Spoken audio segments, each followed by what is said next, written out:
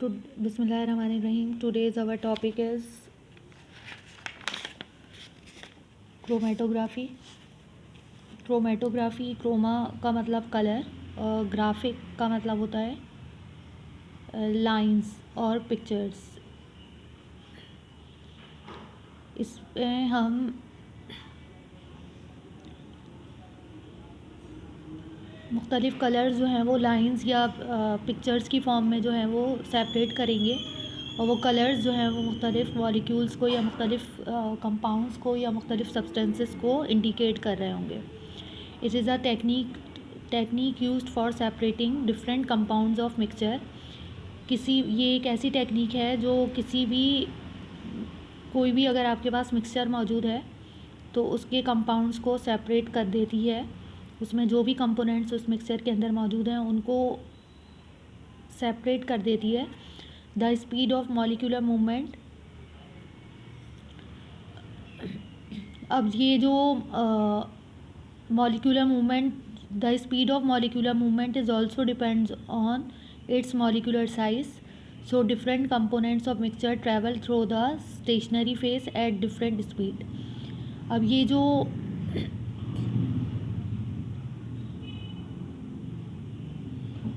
मुख्तलिफ़ मॉलिक्यूल उस मिक्सचर में से अलग होंगे वो अपने मॉलिक्यूलर साइज़ के अकॉर्डिंगली सेपरेट होंगे. जिस भी मॉलिक्यूल का मॉलिक्यूलर साइज़ जो है वो कम होगा वो ज़्यादा तेज़ी से ट्रैवल करके सेपरेट होगा और जो उसका मॉलिक्यूलर साइज़ जो है वो ज़्यादा होगा वो उतनी ज़्यादा तेज़ी से ट्रैवल करके किसी भी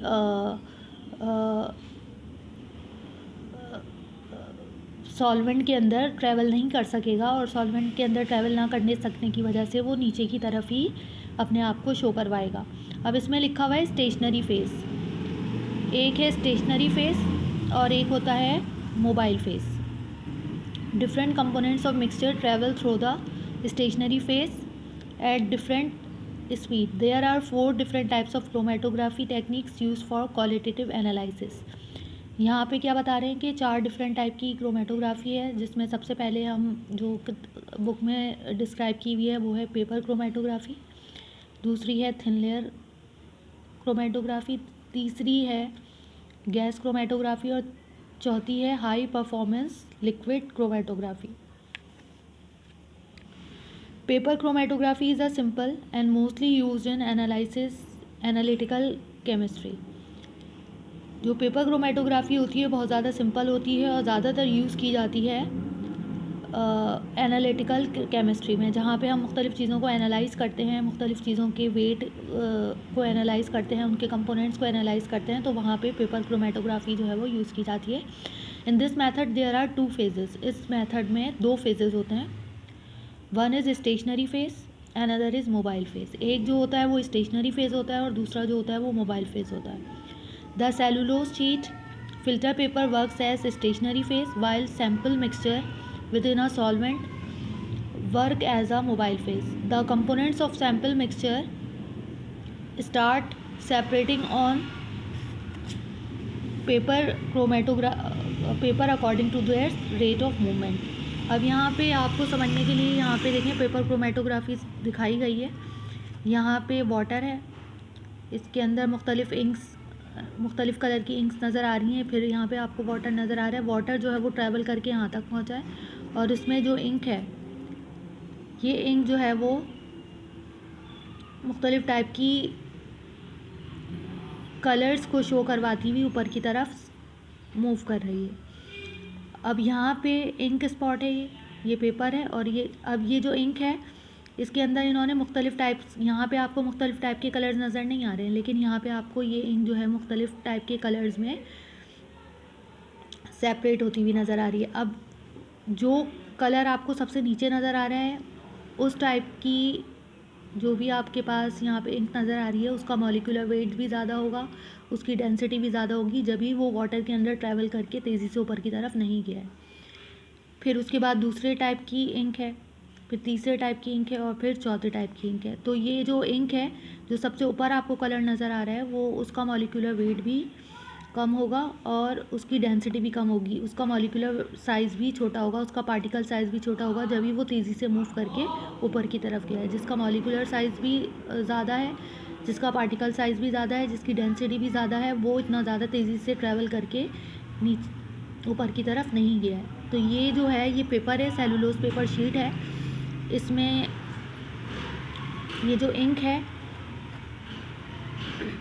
इसे वाटर के अंदर, ये वाटर जो है ये सॉल्वेंट है, और ये जो पेपर आपको सेलुलोज फिल्टर पेपर दिख रहा है ये स्टेशनरी फेज़ है, और ये जो इंक है, इंक का जो मिक्सचर है ये सॉल्वेंट के अंदर जब ये जाएगा तो सॉल्वेंट जो है वो मोबाइल फेज़ है। अब मैं आपको यहाँ पे इसको थोड़ा सा एक्सप्लेन करके दिखाती हूँ। देखें, जैसे अगर मैं आपको समझाऊँ कि देखें, इसको समझने के लिए हम सबसे पहले सेकंड ईयर का फर्स्ट ईयर में एक प्रैक्टिकल होता है जिसे हम कहते हैं पेपर क्रोमैटोग्राफी। अब उस पेपर क्रोमैटोग्राफी के प्रैक्टिकल में हम एक लीव ले लेते हैं।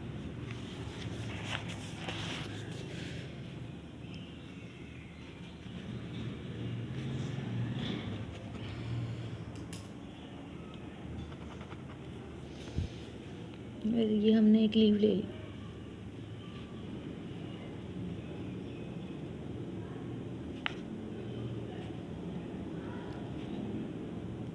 अच्छा, आप लोगों को पता होगा कि जो लीव होती है इसके अंदर पिगमेंट्स होते हैं।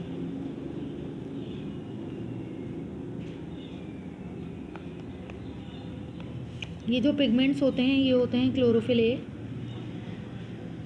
बी, ज़ैंथोफिल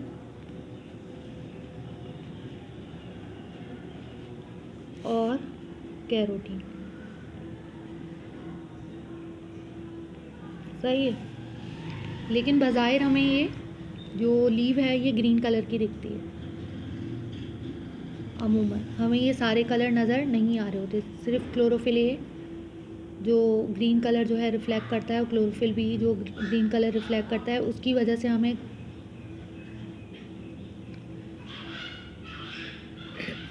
ग्रीन कलर नज़र आ रहा होता है। अदरवाइज़ हमें येलो और ऑरेंज कलर नज़र नहीं आ रहा होता है। इस लीव में ये ऑरेंज और येलो उस वक्त नज़र आते हैं जब ये क्लोरोफिल ए और क्लोरोफिल बी जो है वो मास्क हो जाते हैं या डीनेचर हो जाते हैं। फ़िलहाल हम क्या बात कर रहे हैं,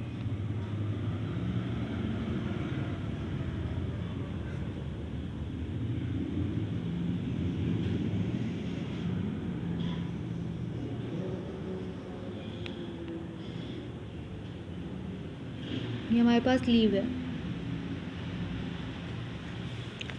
अब इस लीव में